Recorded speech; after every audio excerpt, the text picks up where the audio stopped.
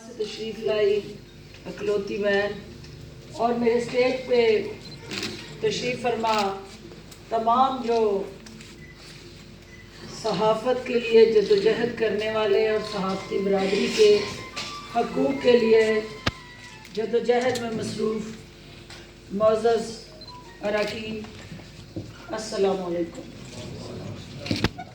میں سب سے پہلے آپ سب کو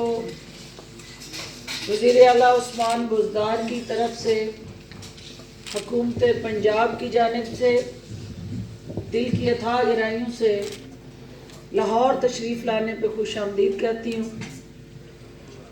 اور لاہور پنجاب کا دارالخلافہ اور پاکستان کا دل ہے، اور یہاں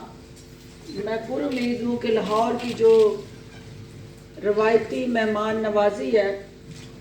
وہ یقیناً آپ اس سے مستفید ہو رہے ہوں گے۔ افضل بٹ صاحب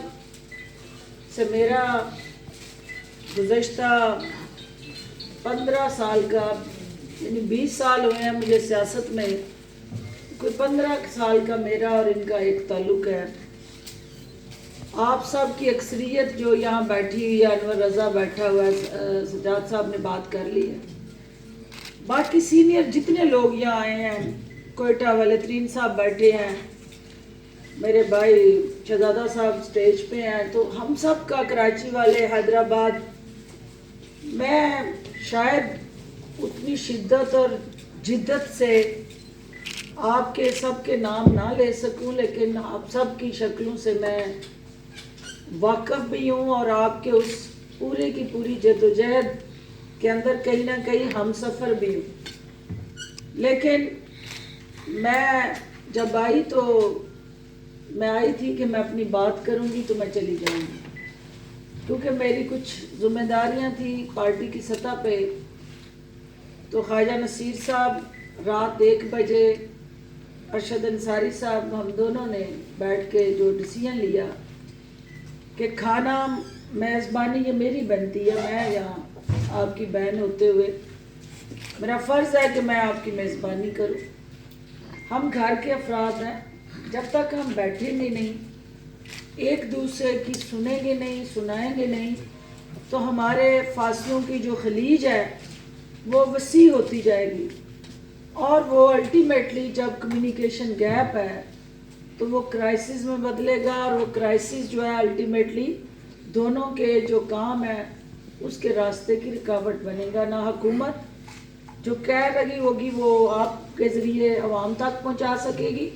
اور نہ جو آپ کے مشکلات اور مسائل اگر ہم سنیں گے نہیں اور اس کا تدارک نہیں ہوگا تو آپ کمفرٹ زون میں نہیں ہوں گے، تو حکومت کسی صورت بھی آپ کی اس تکلیف سے اپنے آپ کو علیحدہ نہیں رکھ سکتی، اور اس کے الٹیمیٹلی عوام جو ہے وہ اس کے سب سے زیادہ وکٹمز ہوں گے، کیونکہ عوام کی مشکلات سے جڑے جو عمل اور کردار آپ کا اور ہمارا ہے وہ ادھورا رہ جائے گا، اور ہم اپنے اپنے ان انا کے ہال میں قید ایک دوسرے سے ڈسکنیکٹ ہو جائیں گے۔ تو میرا آج کا آنے کا مقصد یہ ہے، ایک تو میں آپ کو ویلکم کروں، اور دوسرا یہ ہے کہ جہاں آپ کی سنو وہاں حکومت کی بھی سناؤ، کیونکہ ون سائیڈڈ کمیونیکیشن جو ہے وہ کسی صورت بھی کسی بھی مسئلے کا حل نہیں رہی ہے۔ ہمیں دو طرفہ کمیونیکیشن جو ہے اس کو یقینی بنانا ہے۔ آپ کی آواز جو ہے وہ عوام کی آواز ہے۔ جس طرح